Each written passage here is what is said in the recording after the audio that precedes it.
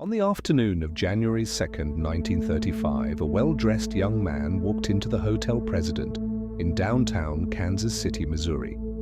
He carried no suitcase. He wore a dark overcoat and registered under the name Roland T. Owen, providing a Los Angeles address that investigators would later discover was entirely false. Hotel employees remembered a visible scar on his temple and a damaged cauliflower-shaped ear, leading some to wonder whether he had boxed or wrestled professionally. He asked for an interior room on an upper floor, one facing the hotel courtyard rather than the street.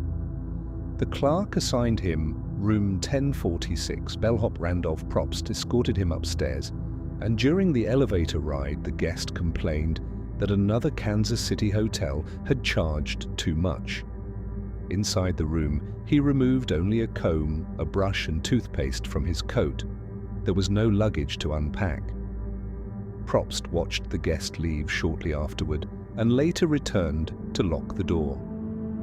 At first, nothing appeared criminal, but the absence of belongings would become one of the case's earliest unanswered questions.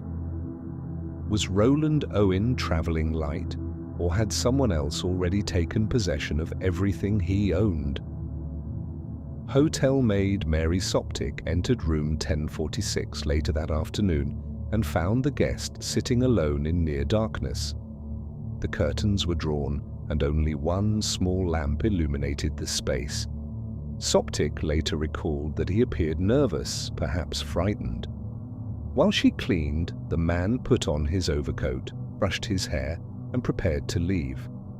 Before departing, he asked her not to lock the door because he was expecting friends. When Soptic returned at approximately 4 o'clock with fresh towels, the room was dark again. The guest was lying fully dressed on the bed. On the bedside table was a handwritten message that read, "Don, I will be back in 15 minutes. Wait, it was the first appearance of the name that would follow this case for decades. Who was Don? A friend, a business partner, a lover, a blackmailer, or simply another false name? No hotel employee could later identify him conclusively. The next morning, January 3rd, Soptic returned to clean. The door was locked from the outside, which normally suggested the guest had left, but when she entered with her passkey, she found him sitting inside the darkened room. The telephone rang. He answered and addressed the caller as Don. Soptic heard him say that he did not want to eat and was not hungry. The conversation was brief, but it confirmed that Don was apparently real, or that the guest wanted others to believe he was. Later that afternoon, Soptic returned with towels and heard 2 male voices inside room 1046. When she knocked, a deep voice, not the guest's, answered that they did not need anything. She left without seeing the second man. This may have been the last confirmed moment when another person was heard inside the room before the violence began. That evening, a woman named Jean Owen, apparently unrelated despite sharing the same surname used by the guest, was staying elsewhere in the hotel. She later told police that she heard loud voices and possible fighting somewhere nearby during the night. She also encountered a man searching for another guest room. Investigators examined her account but found no evidence connecting her to the attack. Her companion reportedly corroborated important parts of her movements, and she was released. Her account remains significant because it suggests that room A1046 was not isolated from the hotel's activity. People were moving through the corridors, doors opened and closed, voices traveled through walls. Yet no witness could state with certainty who entered the room or when the attacker left. There was no surveillance camera, no electronic key record, no mobile phone location history. Only memory. At approximately 7 o'clock on the morning of January 4th, the hotel's switchboard showed that the telephone in room 1046 had been left off the hook.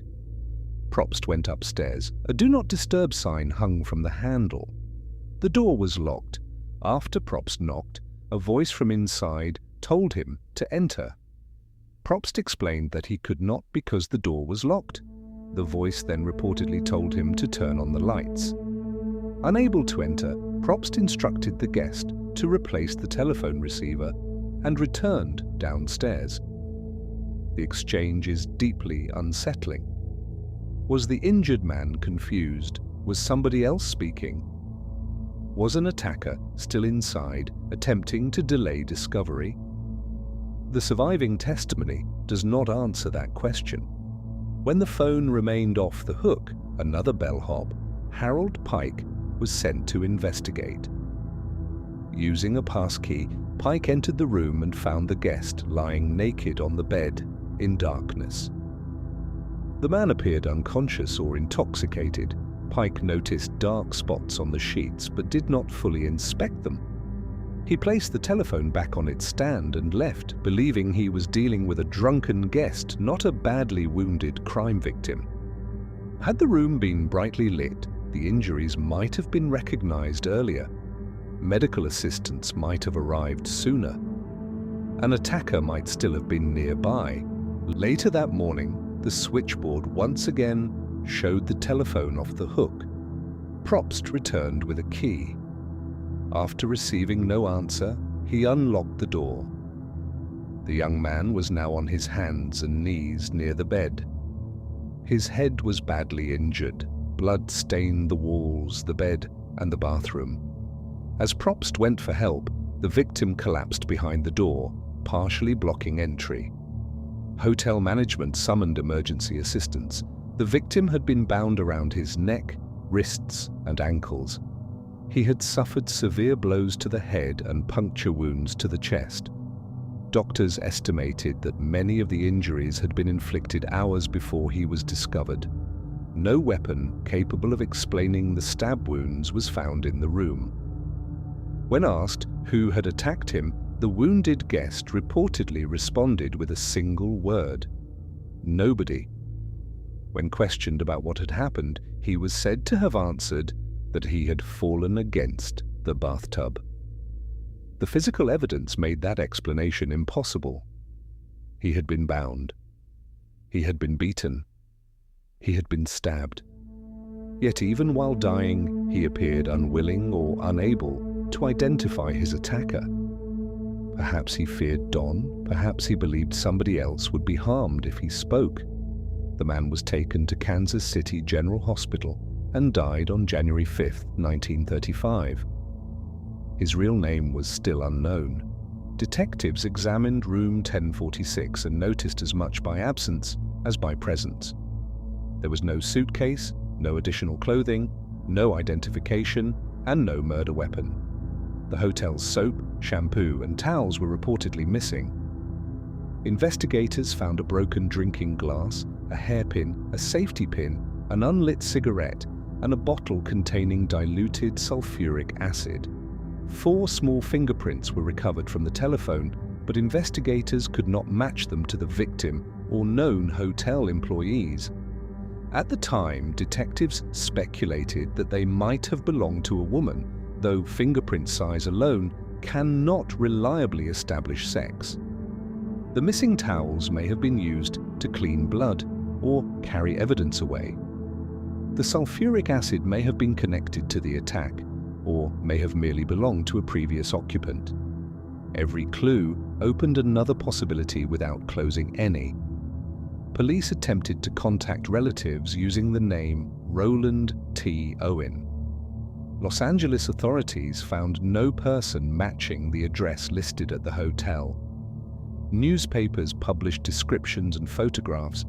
Members of the public visited the funeral home to view the body. False leads arrived from across the country. Then, with no family identified and authorities preparing to bury the man at public expense, an anonymous caller contacted the funeral home. The caller demanded that burial be delayed and said money would be sent for a proper funeral. Cash arrived anonymously. A large floral arrangement followed, bearing a message addressed to Roland and signed Louise. The funeral was held with more care than an unidentified stranger would normally receive. but neither the caller nor Louise was ever conclusively identified. For almost 2 years, the murdered man remained known only as Roland Owen. Then a mother in Alabama saw a photograph connected to the mystery and recognized the face instantly. The victim was her son, Artemus Ogletree, a young traveler who had left home intending to travel west. He had written to his family and requested money during the journey. His relatives had no reason to believe he had entered a dangerous situation. The identification gave detectives a real person to investigate.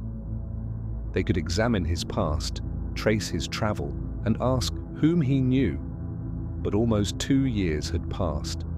Witness memories had faded, records had disappeared, and whoever called himself Don had received an enormous head start.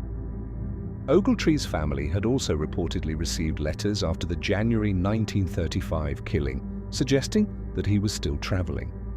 One account indicated that a typed letter claimed he was working aboard a ship overseas.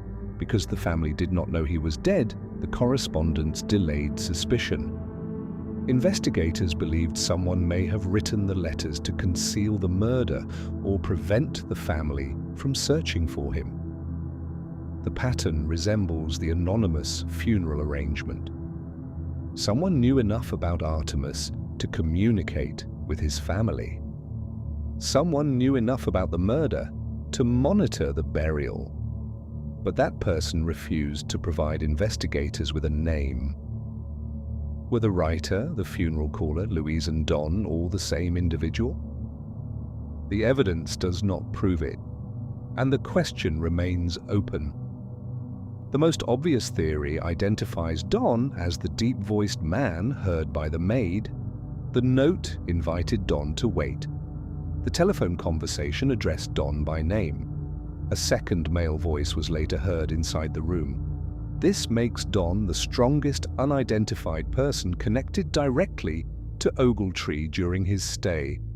But there is no proof that Don committed the murder.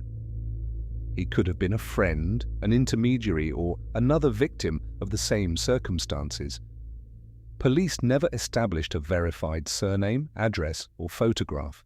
A second theory proposes that Ogletree became involved in criminal activity, gambling, or a private dispute after arriving in Kansas City. The city's nightlife and organized crime environment provide a plausible background, but no surviving evidence conclusively links his murder to a particular organization. A third theory suggests a personal or romantic conflict involving the unknown woman associated with the fingerprints, the hairpin, or the flowers. Louise may have been a real partner, a relative using an alias or a signature designed to misdirect police. Ogletree's decision to register under a false name is central to the mystery. He may have been hiding from someone. He may have been traveling with a companion under agreed false identities, or another person may have instructed him to use the name. The alias also made the murder easier to conceal. The police could not immediately notify his family. The body remained unidentified. The killer gained time. More than 90 years later, Don was never found, Louise was never identified. The anonymous caller remained anonymous, and nobody was ever convicted of the murder of Artemus Ogletree. Room 1046 did not leave investigators speechless because there were no clues. It left them with too many clues that led nowhere, and one final denial from a dying man who took the answer with him.